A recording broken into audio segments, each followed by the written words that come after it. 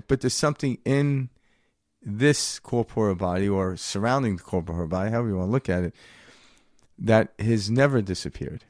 So and never will. Never will. So So that's Ram Dass is trying to say, give your attention to that, but still play with this. Because from the moment of the attention of that, this becomes playful and fun. Otherwise, if you're only giving attention to the screen and you don't like what you're seeing, ripping down the screen doesn't do any more to the film in the projector. It makes it more difficult to watch. Now it's just shined on a black wall typically behind it, and you can still see the imagery, but it's rather faint, and like shit. It was a shitty movie, but I'd rather seen it on a white screen because now I can't even see its full content and texture of it and everything else. But the truth is, give more attention, understanding, awareness to the inner world, and the outer world becomes beautiful. It's not about denying the outer world. It's understanding why the outer world, like, oh, this sucks. I'm like, oh, whoa, something in here must think it sucks. Does it really suck? Or you gathered enough information and you think you know enough to know this shouldn't happen. And the intellect becomes a danger. And the thing about starting out Richard Alpert and going into Ram Dass is what he did is he's the same person, same smile, same humor. He's always been funny. He has been.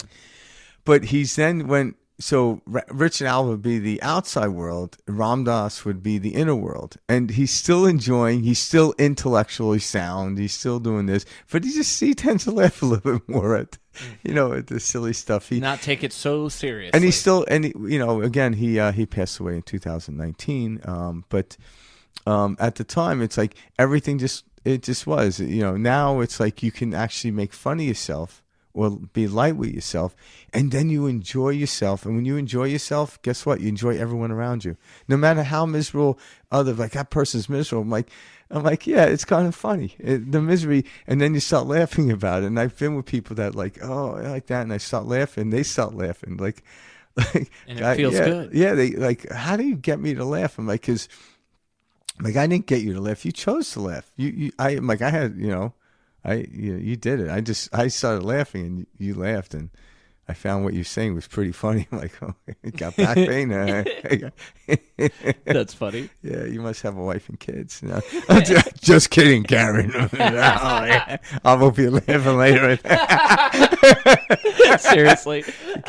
Karen has a great sense of humor, so I get away with that sometimes. Oh, you got it. You got it. I love that you brought that up, though, because that is what Ram Dass marries so well. He explains, yes, there is this aspect of suffering in this reality, in this third dimensional plane, in what we're experiencing. So we're not here to deny that there's suffering. There is suffering. There's rape, there's child molestation, there's all of these horrible things. And then on the flip side, what he's saying is what people made these attachments to these ideas of like a family, these attachments that we have to this suffering. Where does it end? And what he means by that is like, okay, so let's eradicate hunger, from the world. Okay, well, where do we go next? Because there's a lot more pain and suffering out there than just hunger. And it's going to be this never-ending chase, because suffering does not just disappear. And we have this world where we're taught, oh, we need to get out there and change the world. But in reality, you're going to go out and you're going to change something out there, and there's going to be a next suffering, a next type of thing that we must focus on. And there's no way to eradicate suffering.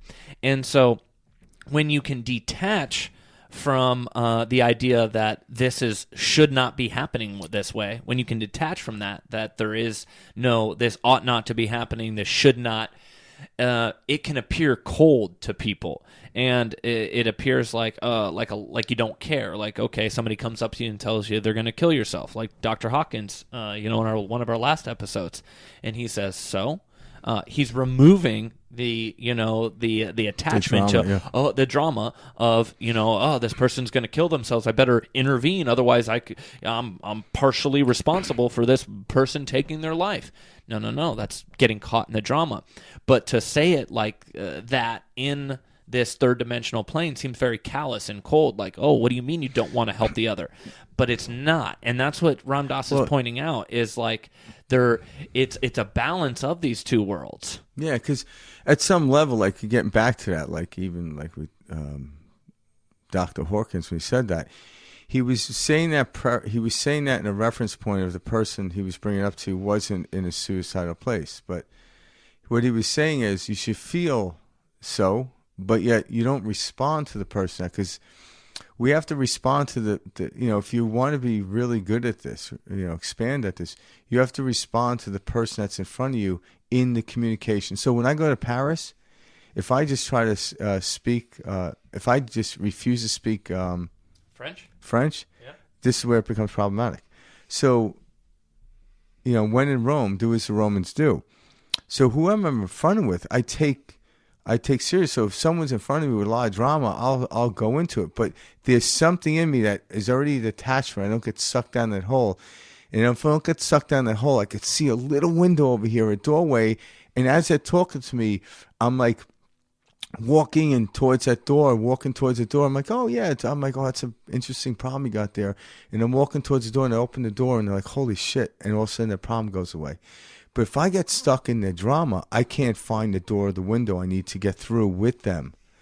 So, but I engage. I don't just say so and walk over to the window or door myself. No, I'm like, yeah. I'm like, oh, wow. But there's something in me that's detached that I can see the window or the door, and this is just a metaphor of getting out of. I can get them and me out of it, just like people have done that for me. So it's this play we do. You don't be like, I'm a spiritual person, I don't have time for this drama nonsense. No. I'm like, oh, tell me your drama. Tell me how bad it is. Oh yeah, I fully understand. It's I went through something just like that. And all of a sudden it just dissipates. Matter of fact, the next clip is going to explain this brilliantly. I love that. It's a story that Ram Dass had written in a book about a friend of his, but it's one of the greatest stories. I almost tear up every time I hear the story. I've heard it several times. And let's start with that. It's going to take you in. The story's going to explain what I was trying to explain far greater, I believe. All right. Let's jump into it. Let's do it. There is a quality of your behavior that changes as you cultivate these planes of awareness in yourself that can be called spiritual or altered states of consciousness. And as you integrate them into your life, you begin to become not only appreciative of the universe around you, including your own human heart and its pain, and you live with the paradox of suffering is grace, and at the same moment, from a human point of view, suffering hurts, and I'll do what I can to relieve it. You learn. At the same moment, you begin to become responsive rather than reactive. That is, when you are lost in your mind, somebody does something and there's a habit that reacts. The minute there is awareness or equanimity, a stimulus comes at you and it goes into the totality, into emptiness. And out of the gestalt or the total situation, an appropriate response occurs. Not reactive just to that stimulus, but responsive to the total situation. Let me read you one story, and I'm getting near a break, so those of you that have had more than enough, you can. This is a story told. This is in my most recent book, How Can I Help, that I did with Paul Gorman. It's an extraordinarily good book.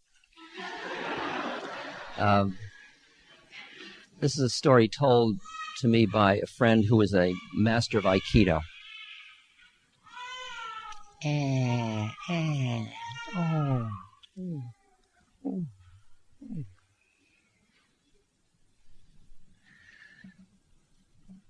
The train clanked and rattled through the suburbs of Tokyo on a drowsy spring afternoon.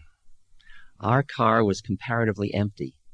A few housewives with their kids in tow, some old folks going shopping. I gazed absently at the drab houses and dusty hedgerows.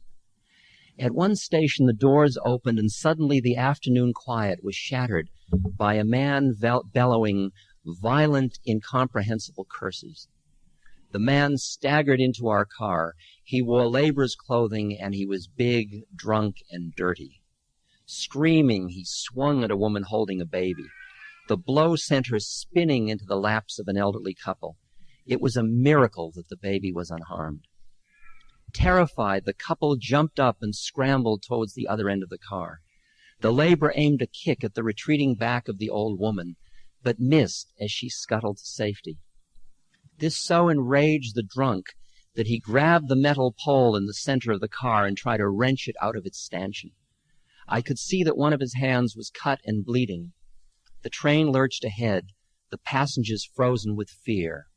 I stood up. I was young then, some 20 years ago, and in pretty good shape.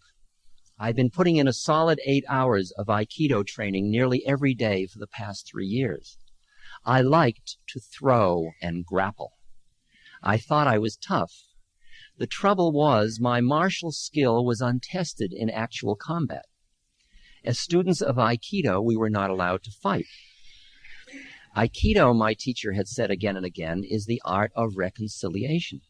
Whoever has the mind to fight has broken his connection with the universe. If you try to dominate people, you're already defeated. We studied how to resolve conflict, not how to start it. I listened to his words. I tried hard.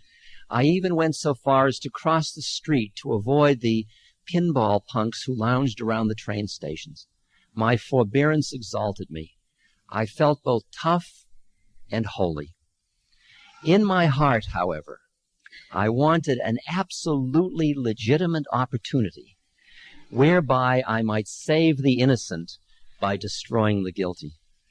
This is it, I said to myself as I got to my feet. People are in danger. If I don't do something fast, somebody will probably get hurt.